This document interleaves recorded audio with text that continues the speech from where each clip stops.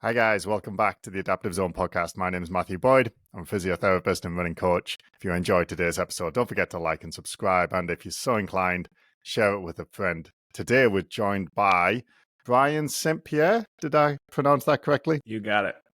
Cool. And Brian, I'm going to let him, he has an interesting role, so I'm going to let him tell a little bit more about himself. But he works currently at Precision Nutrition, which is a company I've been learning quite a bit from their content recently, and I asked them to send someone over to talk to us, and they recommended Brian, who am familiar with from lots of their content. So Brian, thank you for joining us. Yeah, thanks for having me. I'm really looking forward to chatting today. And did you want me to give a brief intro of myself? Is that what we were looking to do here? Yeah, that'd be lovely. Yeah.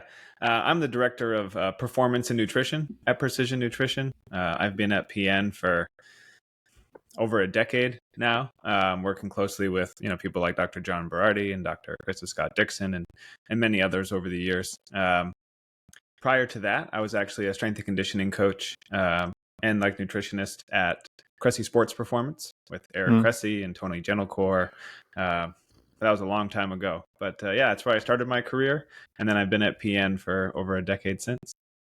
Okay, and I mean, it sounds like a similar theme, but a change of direction there. So what made you gravitate more towards the nutrition side of things?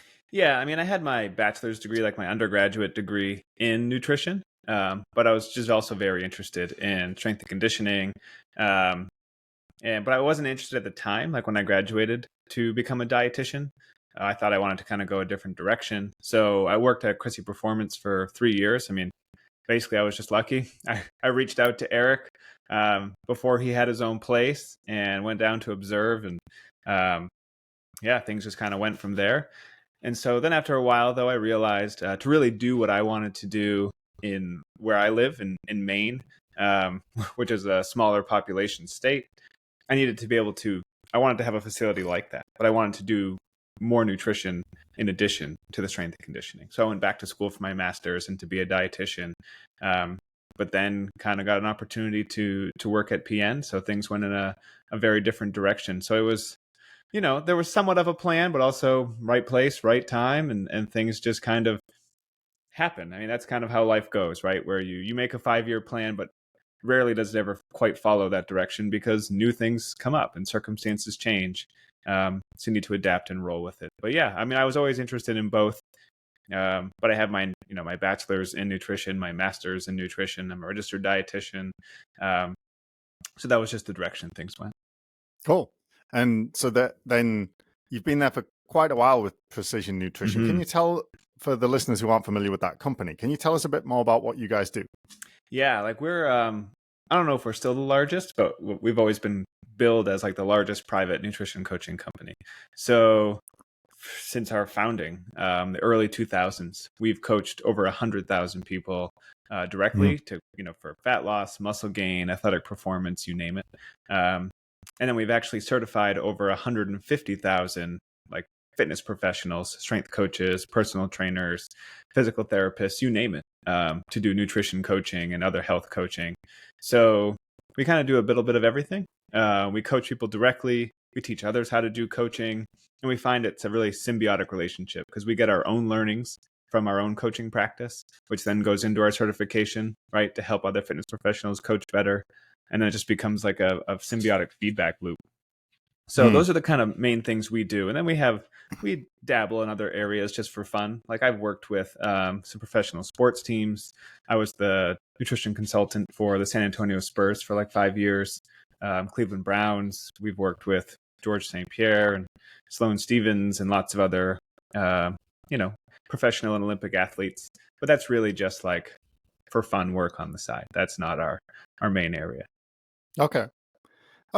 So I think that gives listeners a really good idea of who you are, what you do, and what your company does. So what I wanted to talk to you today about was the reason I got interested in precision nutrition. I was actually trying to lose a bit of weight that I gained myself through my own stupidity more than anything.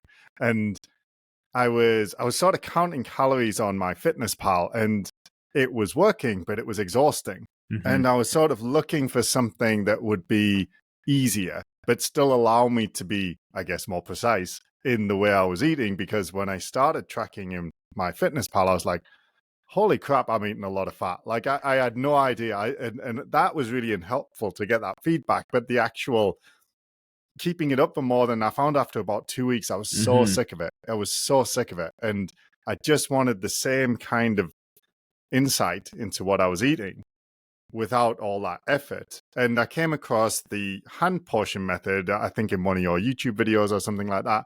And that's what led me to reach out to you guys, because I thought it was brilliant, and I found it really helpful myself. So could you tell the listeners a little bit more about what I'm talking about here and what you guys have come up with? Sure.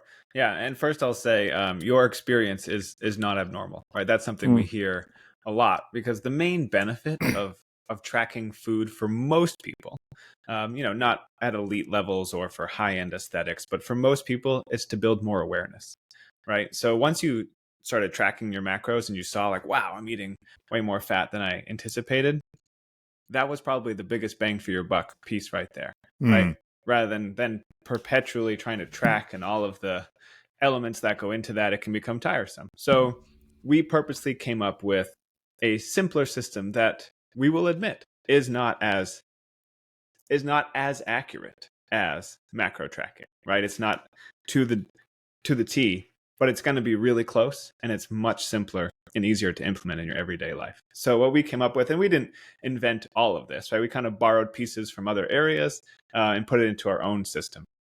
So you use I'll try and show my hand here. You use your palm for protein sources. So the diameter and the thickness of your palm. It's for a protein portion.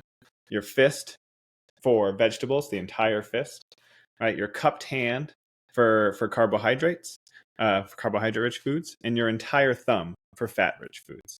And the idea behind this is it'll basically track your macros and therefore your calories for you.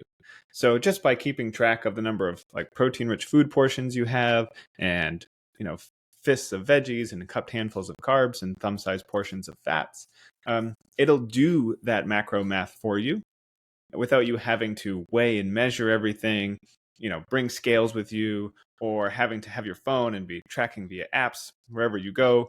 It helps make lunch less math, right? Because we don't want eating to become cumbersome. Part of eating should be like joyous and a shared experience. Like not every meal, right? But oftentimes we break bread with people, right? You have a get together and there's food involved.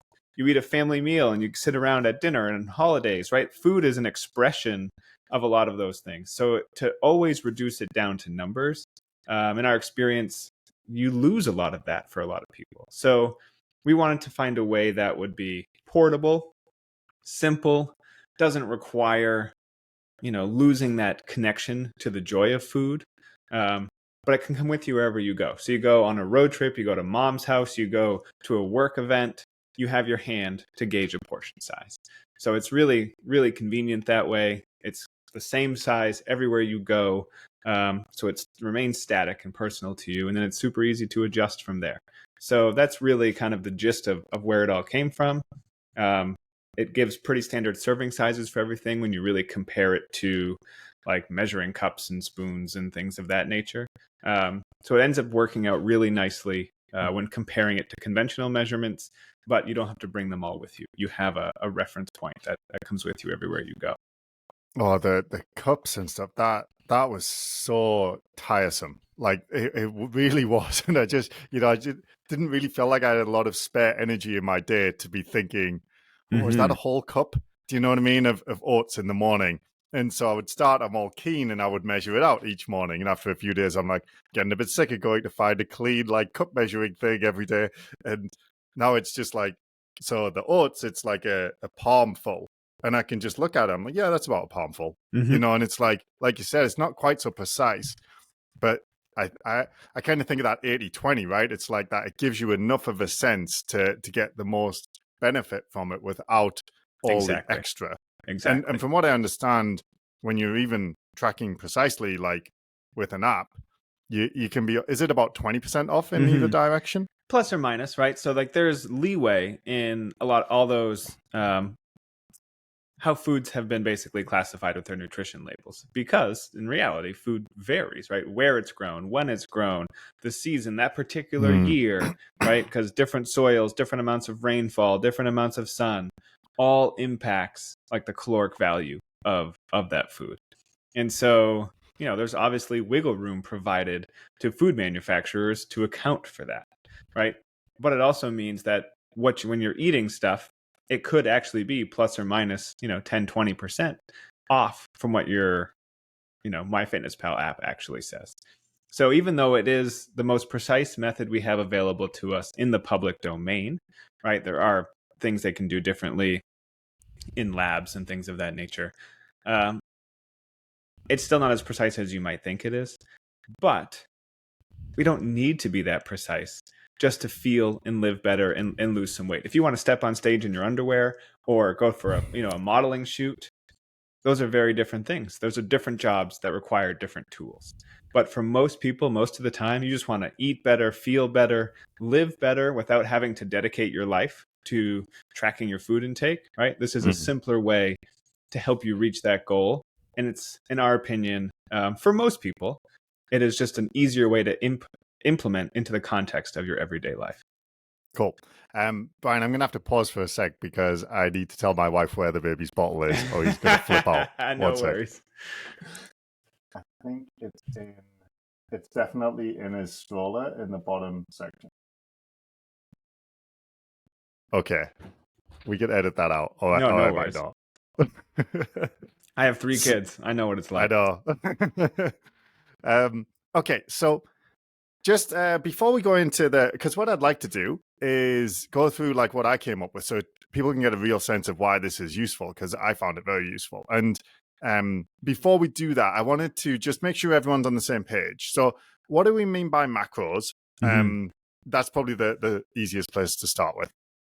Yeah, so macros are basically the most important molecules, the calorie-giving molecules that make up food, right? So there are essentially 3. We can argue about some other ones, but really there's protein, carbohydrates, and fats.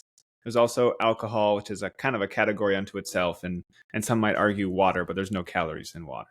So really the 3 we're really focusing on here are protein, carbohydrates, and fats. Those are the 3 macronutrients, macro as in large, right, that make up our food.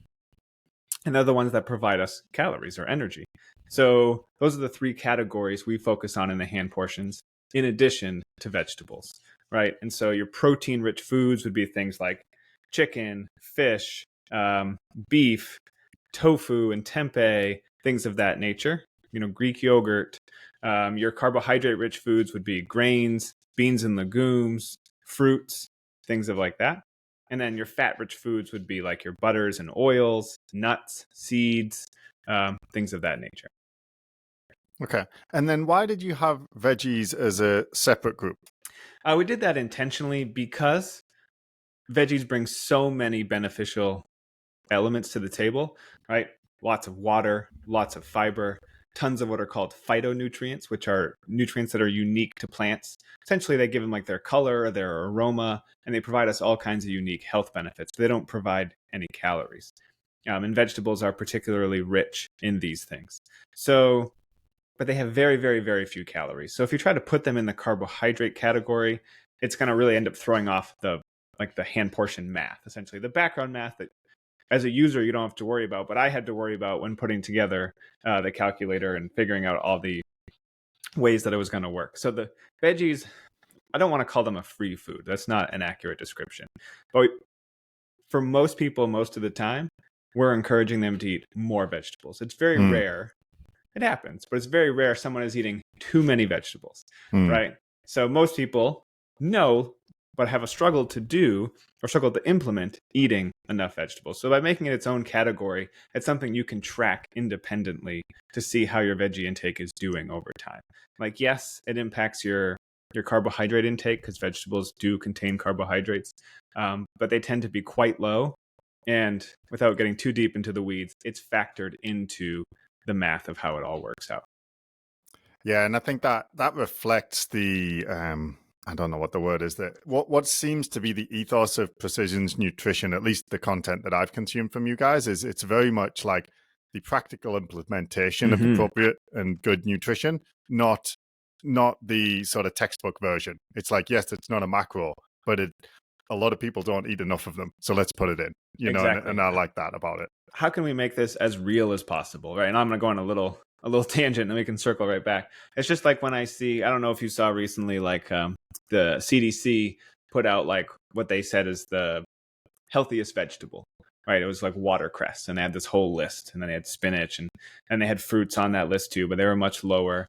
And that's because they standardized everything to like 100 grams of that food, which I understand for comparison purposes, but in reality, no one eats 100 grams of a food, right? No one's like, oh, hey, let me get my 100 grams of watercress. Like, that's just not how people consume food, right?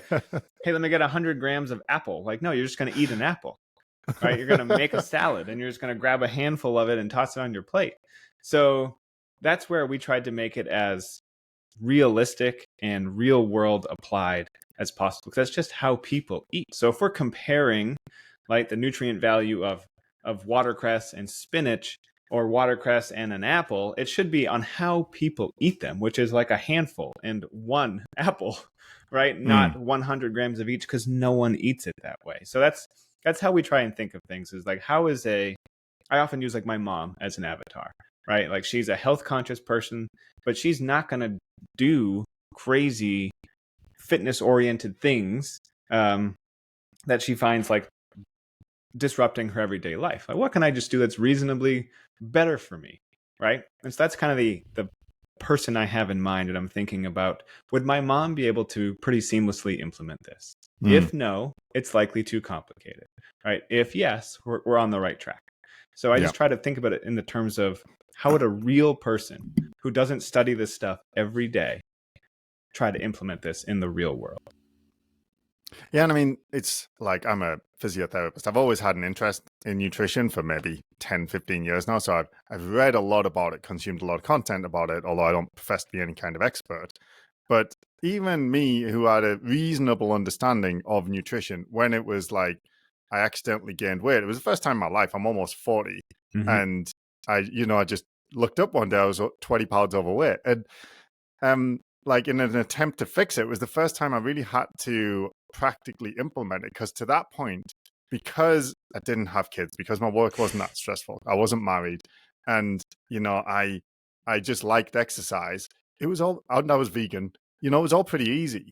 And then when it was hard and I had to think about it, trying to use a more use the knowledge I had, I found I couldn't really put it into practice. And when I looked at what I was doing, I was like, oh, that's way more of peanut butter was one, that was the fat, and some other things. I was like, man, that's so far away from what I thought, even though I kind of knew what was right. The practical implementation of it was way off.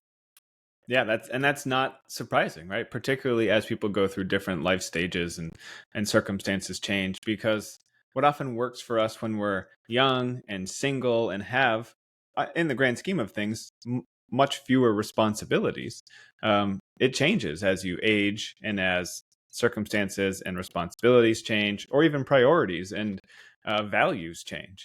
So it's going to make it more challenging. Like, I always compare it to when I was in college.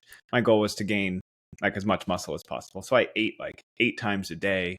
I built my class routine around like my exact preferred time to work out, because I could, right? But now I have 3 kids. My wife owns her own business. I have a full-time job. We have 3 pets. Like, my life is full. And that's no longer a high priority for me, right? So I work out like early in the morning, because then that's when I can get it done. Yeah. And even if it's not perfect, I got in something. So, your circumstances and your preferences will change, and as they do, making things even more practical and more easily applied becomes ever more important. Yeah, and we love to, as we get older, it's like, oh, I had such a high metabolism when I was young. I could eat what I want. I was like, yeah, right.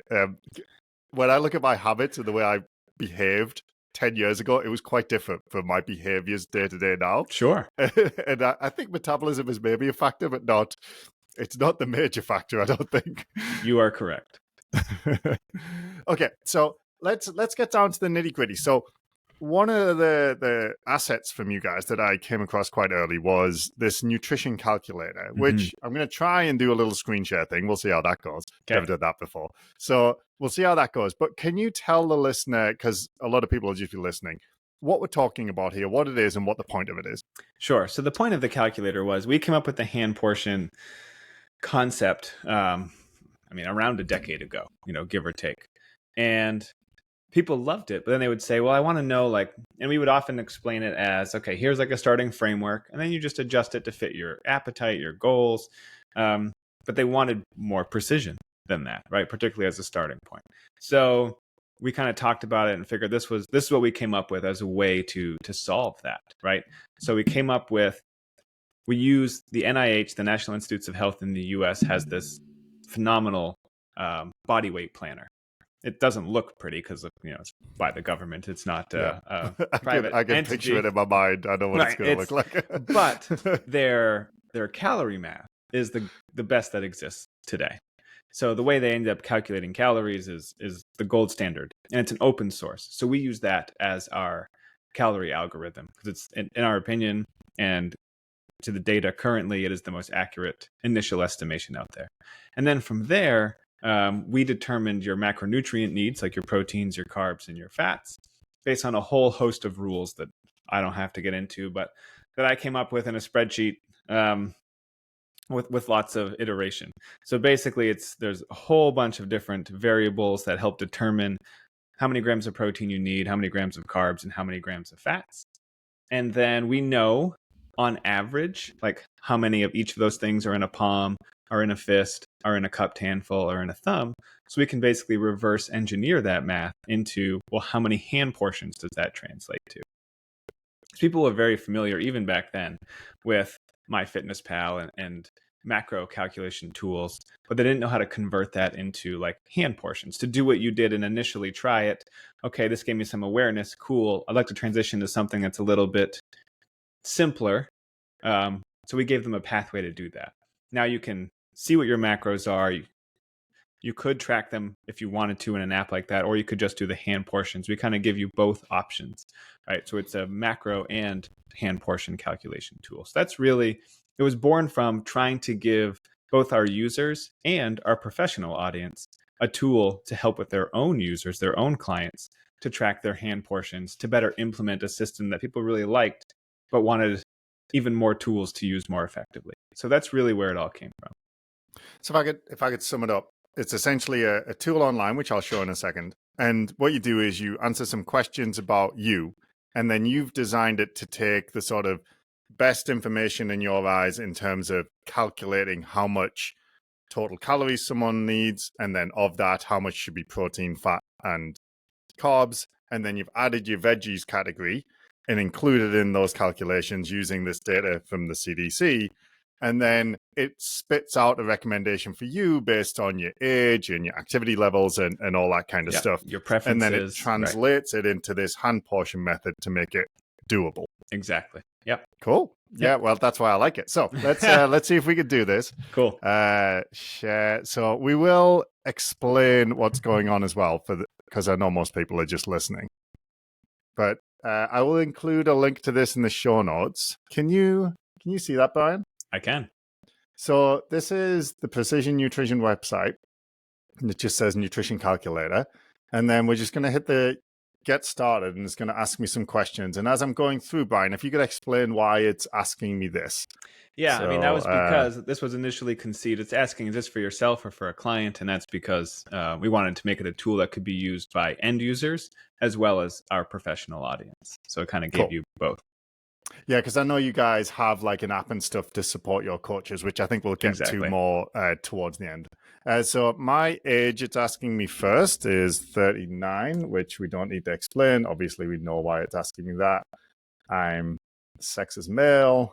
I've forgotten how tall I am. I think I'm 178 centimeters. So it's asking me my height. Yep. How much do I weigh right now? Oh, this is very public, isn't it? I do weigh myself every day at the minute, so I know I am 80 kilograms right now. And it's asking my goal, and then it's giving me some options. Could you tell us a little bit about these? Yeah, so there are 5 different options. The most popular being lose weight. So you want to lose, at least 10 to 15 pounds or more. Option 2 is you want to build muscle and likely gain overall body weight. Option 3 is athletic performance, right? You're doing a lot of training and don't really want to change weight, but want to support your athletic activities.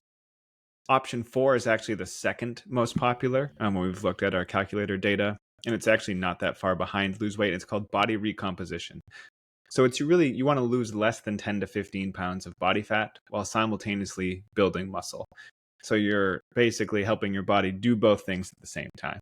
And then option 5 is you just want to improve overall health and well-being. So you might want to make better food choices. You're not ultimately concerned about changing body weight at the moment. Okay. So could you explain, I think they're all pretty clear. Could you explain the difference between lose weight and body recomposition? Yeah. So lose weight, when you click it, it's going to ask you what your desired weight will be. So you put in your current weight and you're going to enter your desired weight, and it's going to use that difference in addition to the other information in here to determine your overall calorie needs. Whereas body recomposition, what's really going to end up happening is it's going to just take a small amount off of what it estimates to be your weight maintenance needs. Because the goal isn't to lose a significant amount of weight with body recomposition, right? The goal is to be eating just a little bit less than you currently need so that you can lose some body fat, but still eating enough so that you can gain some muscle at the same time. So if you click body recomposition, you'll see it doesn't ask you what your desired goal weight is, because that's not factored in. It uses your whatever your maintenance calories are, whatever it thinks you need to maintain your current body weight, and it just takes a small percentage, like 5 to 10% off of that. I think it's 10% if I remember correctly. Cool. Yeah, that's cool. Yeah, and that's the one I went with, body recomposition, because I was thinking like I'm 15, 20 pounds overweight, but I want to get more muscular because I had lost quite a bit of muscle, in my opinion, from all of the decisions that led to this situation I found myself in. So let's just recreate that. So body recomposition, and then preferred eating style. I don't think there's too much to explain here. It's, anything Mediterranean, paleo, vegetarian, ketogenic, fully plant-based. It's just basically if you have a dietary preference, right? Exactly. It's going to incorporate that in its recommendations. Yep. And I'm vegan, so I went with the bottom one. And what's this? So basically you get, then the next screen is, there's a predetermined standard for each of those options. So for eat anything, paleo, obviously keto is going to be much lower in carb, much higher in fat as the standard option. So it gives a standard macronutrient ratio, what percent of proteins, carbs, and fats do you want your calories to be made up of? But it also gives you the option to customize that if you're someone who came from a more fitness-oriented background or was already tracking macros previously and had a very specific percentage that you liked and worked for you, but wanted to convert that into hand portions. So we wanted to give a pathway. If you're new to this and you don't know, just use the standard, because you can always modify things from there. But if you're more advanced or you have a particular percent you're looking for, you can customize and modify it to fit your needs or preferences. Yeah. And I just went with standard because I didn't think I had anything specific. How many meals do you like to eat each day? So I would say, I have breakfast, lunch, and dinner. Is that? Yep. That's fine. 3 is, it's valid as 1 to 8.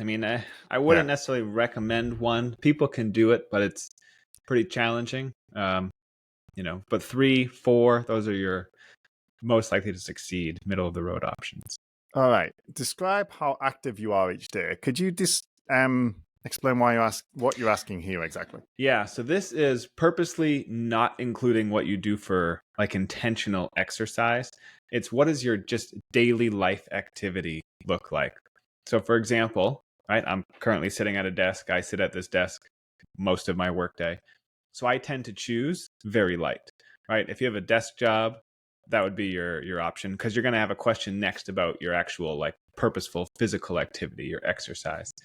Because this matters. This is essentially tracking what's called NEAT, right? Which stands for non-exercise activity thermogenesis. And you don't have to remember that.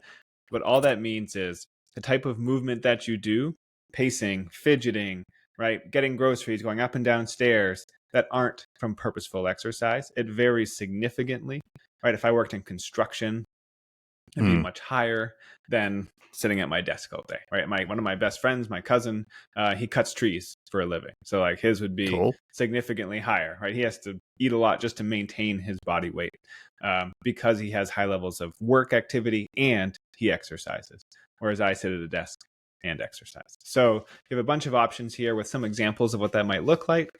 And I would say whenever you're putting numbers in here, it's always better to skew on the lower end. Like, don't think, oh, yeah, I got a pretty heavy workload. You can always adjust it. But too often we see, or not too often, but when people question the results, it's often because they overestimated their activity level. This for me was actually just trying to be honest with myself when I answered this question. I was like, I'm very light now. Like I probably would have put me as light or moderate because I used to work in the clinic, and most days I would bike to the clinic or run. And when I'm at the clinic, I was walking all day, and Right. the gym was at the other end of the building. And I was always in the gym with my clients. So I was just on my feet like most of the day, and then, switched to online coaching / physio. And now it's like most of the day I'm sitting, which is Exactly. ironic because I'm sitting trying to help people with their health. But what are you going to do? And I think that switch happened around the time I gained this weight, right? And I think that was quite helpful for me, is like, shining a light on, see things as they are, not as you'd like them to be, right? Mm-hmm. It's helpful to have that question asked sometimes. Right. Okay, and then so now you've separated out the working out, which for me hadn't changed that much. I was still working out quite a bit. I wasn't lifting as much weights as usual, but I was running a lot and biking. But this is separate from your kind of moving around day-to-day activities, right? Exactly. This is your purposeful exercise, which is important. But people actually, the moving around daily activity piece is just as much a factor as intentional exercise, and often underappreciated. But yes, in general, you're better off doing what you did and answering based on current reality, not on what it has been or what it quote unquote should be, but what it currently is. Cool. And then it just says download the PDF, which it emails it to you and stuff, but I already have mine because I pre-prepared this. So it gives you this PDF, which for the listeners is a really excellent resource with a lot in there, with meal suggestions and other such things based on the information that you put into the calculator. So it's really helpful. But the thing I wanted to focus on to try and illustrate the point was this hand portion size. So could you describe to the listeners what we're looking at here and what it's saying? Yeah, so basically it determined your calorie needs, which you can see at the very bottom, right? The 2,633 calories a day are estimated you're estimated to need that many to reach your goals. And then that's then further divided into macronutrients and hand portions. So for you, it's estimated you need about 6 palm-sized portions of protein per day, or about 194 grams of protein per day.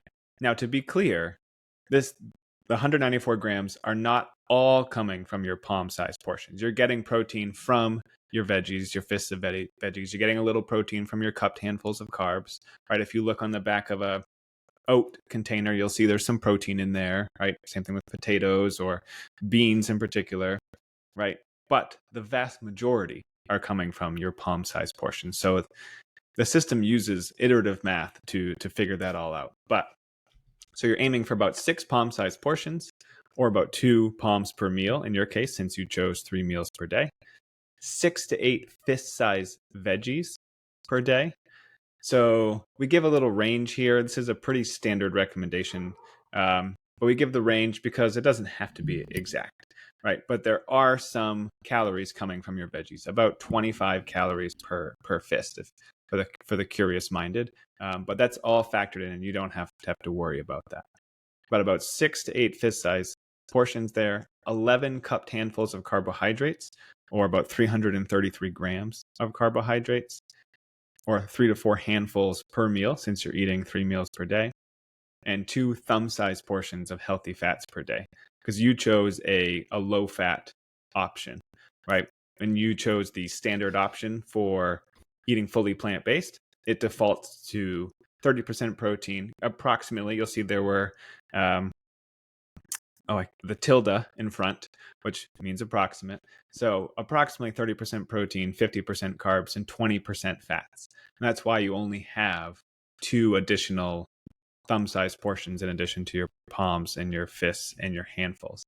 And that's another reason why you could have gone back and modified. If you thought, man, that's not realistic for me, I don't know if I can pull that off, you can always go in and slightly modify those to find an intake that you feel will be more achievable for you. It'll still keep it within the calorie needs you're looking for, but it will modify those things. So that's really what you're looking at here. So you could just go by the macros because they're all in here if you wanted to track macros, but just going by the hand portions, you'll end up right around those macros, right? Give or take some, but close enough to make good progress, to feel better, to move better, to perform better, that kind of thing. So that's really how it all works out. And it shows you examples relevant to your chosen eating style, your preferred dietary preferences for each category, so that you know. And if Matt scrolls further down later on, you'll see there's a whole section that shows protein sources and carbohydrate sources and fat sources and veggies too. But yeah, that's really what we're looking at here. So it's, relatively straightforward. It's just a matter of now learning how to implement it, which still takes a little bit of practice. Yes. So that's the tricky bit. But I will say, as soon as I looked at this, I thought 2 things. I thought 3 things. Veggies, nowhere near. I was protein, nowhere near. So I was like maybe 3. I was like, I probably have about 3 palms of protein a day, not 6. And I was trying to build muscle at the time. I was working out 3 times a week. So I was like, well, that's stupid. And then fist size of protein, right? 6 to 8. So I was like, okay, 2 fist size portions of veggies per meal. I was like, I'm probably closer, but on some days hitting it and on others not. And then the fats one, I was like miles away because I was eating a ton of peanut butter sandwiches at the time. And I was like, how many thumbs of peanut butter do I think I'm having? Probably 8 to 10. A lot more than you're right. Yeah. Because who doesn't love peanut butter, man? Yeah. Totally. But then I was like, okay, now I can work with this. And then, I took my own approach with this information. But let's say you had, because one thing I get with my runners all the time is that they want a bit of body recomposition. So they usually want to shed a little bit of fat, increase their muscle a little bit, but overall just kind of trim down. Where would you start looking at this? Is this where they should start, or is this more, this is useful to know, but you really want to take a different direction if you're trying to make dietary change? No, this is super useful. Like, this is a great place to start, because what we often see in endurance athletes is thinking that protein is for like bodybuilders or like people trying to get super jacked. When in reality, like, protein requirements for endurance athletes are relatively high compared to non-endurance athletes, and are especially high like post-race, or if you're really ramping up training and preparation, your protein needs actually go up in the research. There's more research on endurance athletes than like any other athletic population. So there's actually ample research that shows that protein is super important for recovery for endurance athletes. And we also know it's super important for increasing muscle mass, losing body fat. So it's the most important piece here for helping that particular goal. From the performance aspect, obviously we know carbohydrates are super important for endurance athletes, but for recomposition purposes, for recovery purposes, protein is vitally important and often underconsumed in an endurance population, whereas carbohydrates, I wouldn't say rarely are, but they're often focused on by the endurance population. So it's less of a glaring area than what we see as protein being often underconsumed. And you were a prime example, right? You just talked about, hey, I know a fair amount about nutrition. I'm trying to gain muscle mass, and oh shit, I'm only eating half of what I need, right? So I think that's as someone who even was well read on the topic, it still happens, because this is where, whether you're tracking macros or hand portions, what I was talking about in the beginning, how that awareness piece is so powerful, where it's like, oh man, I thought I was doing X, but really I was doing Y. And I know that somewhere else on that continuum is really what's going to help me best reach my goal. So that's where tracking can be super valuable if it's not taken to the extreme. Hmm.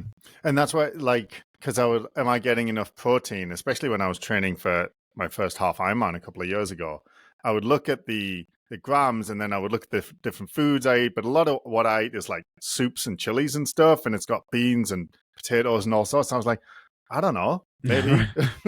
But now it's like with my soups and chilies, when they're like a 3-bean chili, I kind of just think like a palm size bit of that, even though it's not solid like a steak is. Right. And I do have like tofu, like air fried tofu quite a bit. But like I just think of the chili I had last night, and it was like a 3-bean chili with some potato. And I just think like, okay, like a palm size portion of that. I probably had like 3 of those, Mm-hmm. and like, okay, so that's 3 portions of protein. That's 3 of my 6 palms of protein. I'm like so much more tuned into what I'm having. And again, with the thumbs of fat, it's like, yeah, okay, when I scoop the peanut butter out of the thing, it's like, don't get 3 and put it on one slice. Right. I mean, it's delicious. Who doesn't want to do that? But that's not uncommon, right? Because peanut butter has been touted as like a protein source for plant-based eaters, and it's a rich protein source for a fat-based food, right? Compared to like oil, or compared to like like dairy butter, it has a lot of protein compared to those. But in and of itself, it is not a protein-rich food. It's a fat-rich food that happens to contain some protein. And I think as long as you keep that in mind, and so we actually have some other resources for like fully plant-based eaters that show like protein-rich carbohydrate sources and protein-rich fat sources, right? So like peanut butter versus an olive oil. Like if you're gonna choose a fat source, I mean, you're struggling to get your protein in, like emphasizing the protein-rich versions of carbohydrate foods and fat foods to help you do that. But don't think of it as a protein food unto itself, right? It's like it's adding bonus protein is essentially what it's doing. Yeah. Because it's easy. It's easy, very easy for things like that to creep up, right? Because it's delicious, it's super calorie dense, and it's very simple, very easy to have 3-4 times as much peanut butter as you're intending. Yeah, and that's where if we scroll down, there was like there's some examples of meals and like translating that into portion sizes, which if the listener goes ahead and uses it is really, really helpful. But what I wanted to talk about was the eat more of, eat less of. Oh, so this was in there. There's also this daily portion tracking sheet. So could you tell us a bit more about that? Yeah, this is really just meant to be like, if you wanted to print this off or create like a similar version, like people use it like on the notes feature of their phone. But you could use this right from here, just print off and easily track how you're hitting your portions for the day, right? And there's a bunch of different ways you could do it. You could just color in the dot each time you do one. You could put more notations if you're someone who likes more data, right? Like a 1 for like breakfast as your first meal, and like an E for eggs, or a C for chicken, if you really wanted to know like what your sources were. Like some people love tracking all these kinds of things, or you can just keep it super simple and just color in the dots as you go to see how you're hitting your numbers, either more than you need, less than you need. You might even see trends, like, wow, I'm consistently not getting in enough carbs, or I'm consistently getting in more fats than I need, or man, it's just way too hard for me to eat 2 thumbs of fats a day, right? Because maybe it's not practical for the meals you like to make, but you can go into the system and modify it. So basically we teach people that you can exchange like carbs and fat portions. So you could go for 10 or 9 or 10 carb portions and get 1 or 2 more fat portions. Calorically, pretty much a wash, but also can make meal production, making your meals more practical, because now you can add a little bit of peanut butter or some oil or some nuts or some seeds or what have you. But really, this is just a way to help you sanely monitor your intake and see how you're doing, meeting your protein needs, your veggies, your carbs, and your fats. So with me, what I did, I looked at it and I kind of had the sense that protein was the place to start. One, because it was well below what I wanted. Also, I wanted what had recommended by the calculator. Also, because I wanted to gain muscle, and just from its effect on hormones and things like that. I knew resistance training and building muscle mass would help me with fat loss, or that's my understanding. And so I started there, and I thought, well, I'll just do one thing at a time. I'll start with protein and try and get that up. Sure. And then just because I already knew it was happening now, I cut down on the fats, right? The thumbs of fats, which was mostly peanut butter. Like, once someone looks at it, is it good to start with the one that's way off? Or is it better to start with, an easier one and kind of get the ball rolling? What are your thoughts? That's a great question. And I would say that depends on the person, right? And that's where some self-reflection can come in. Like, what kind of person are you? Are you someone that does really well? Like, okay, this is the thing I need to work on. This is going to be my biggest opportunity for growth or for change, right? So for your case, it was protein because it was half of what you needed it to be. But if that's a very challenging thing for you, like, man, there aren't many protein things I like. This is going to be difficult. That's where it could be sometimes more effective to go for what we call an easier win, right? Like, okay, my carbs are supposed to be at 11. I'm consistently getting in 14, or my fats are a little higher, but I can easily knock that down because that's not going to bother me, right? And then we can build some momentum. So some people do really well going for easy wins like that and basically stacking wins and building momentum. And then it's easier to tackle the protein because you've already built up some inertia.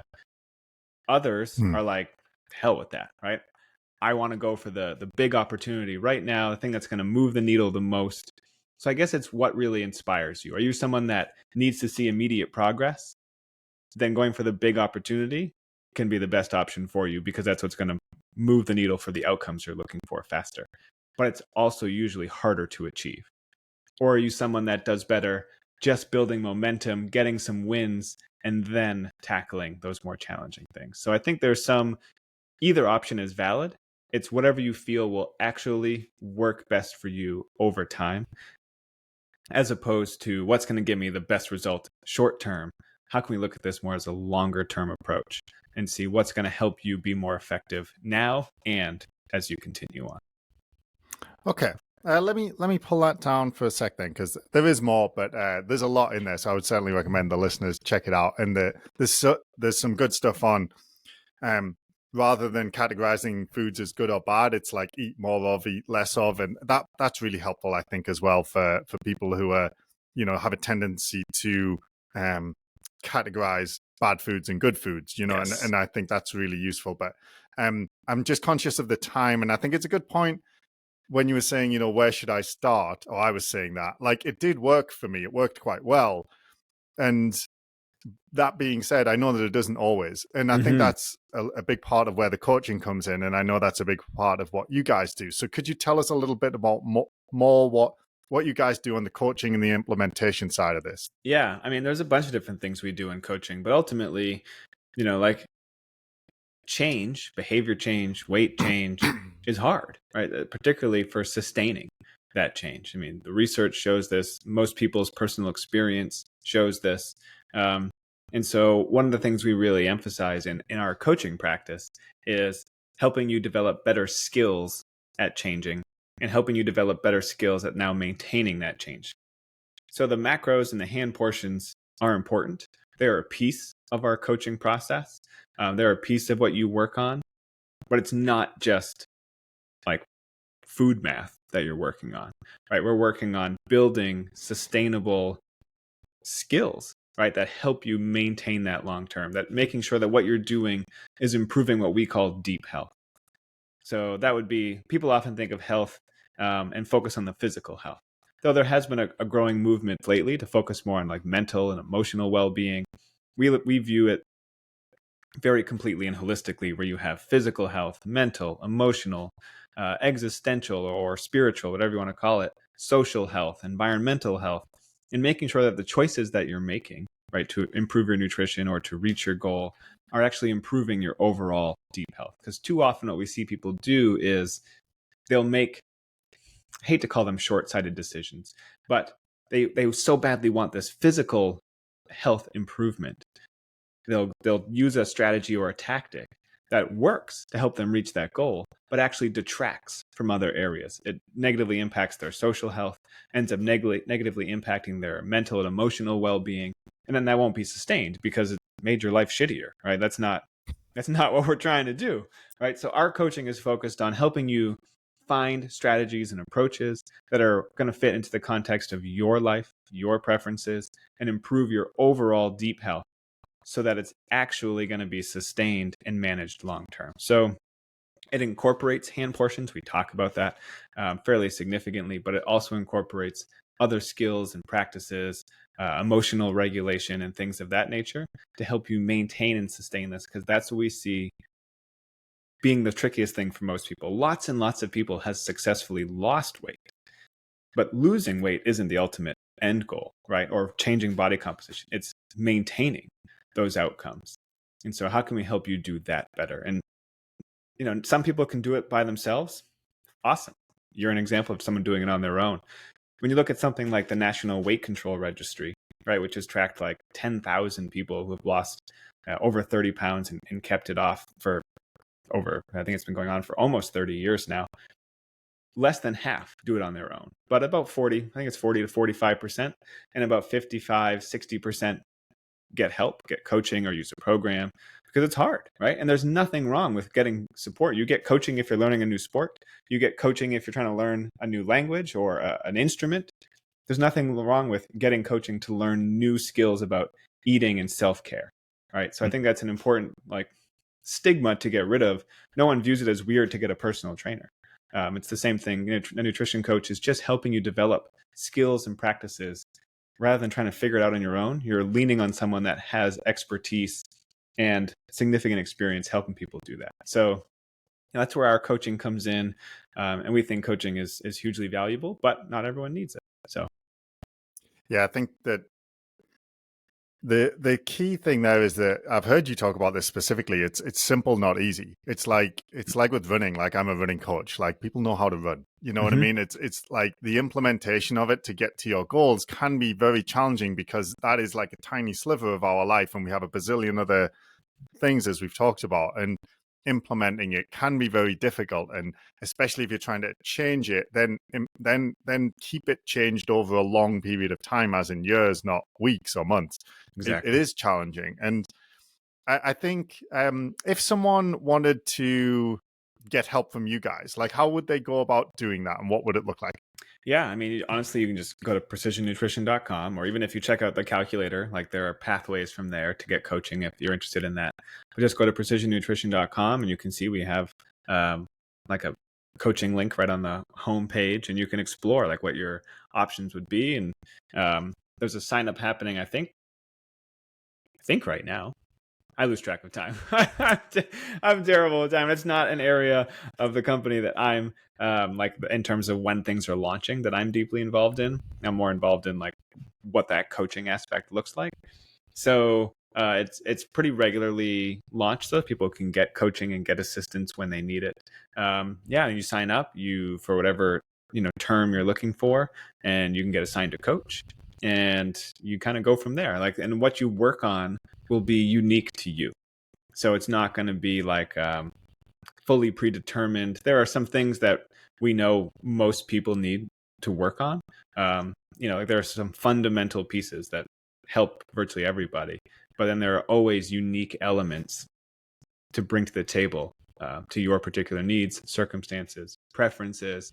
Are you looking for easy wins? Are you looking for that big opportunity, right? What can we do to help you do that? And we have a whole bunch of what we call skills and practices for you to work on and practice and develop. And so you become more confident and capable and can now sustain that long term. Because as you talked about, like, yes, in concept, it's simple, but in practice, it's not easy, because people use food for all kinds of things, right? We use, like I mentioned before, we use food socially, right? And then we use food to help us cope with shame and pain and guilt, and that's okay, as long as we recognize that and we can develop other skills to help us do those things. So that's one of the things we really work on too, is people who are struggling with that. So ultimately, food is often overcomplicated, but nutrition and eating isn't necessarily easy to change, because we use it for a whole host of things. So that's what our coaches are really, really skilled at, is helping you figure out, how we can best help you develop those skills to sustain it long term. Yeah. And I think if the listeners do go to the website, there are also lots of free resources if they're just interested. Because, we did just kind of scratch the surface, as you mentioned. We Sure. focused on this one aspect of it. But certainly on your YouTube channel, I've watched tons of them. And there's a lot of helpful information there and valuable tips. So I would encourage his listeners to check that out. I'll put a link in the description to Precision Nutrition's website. And just thanks for coming on, Brian. I'm going to twist your arm at some point to try and get you on to talk about habit-based nutrition coaching, because that's something I found really interesting. But for today, thank you. It was wonderful. Yeah, thanks for having me. I had a great time.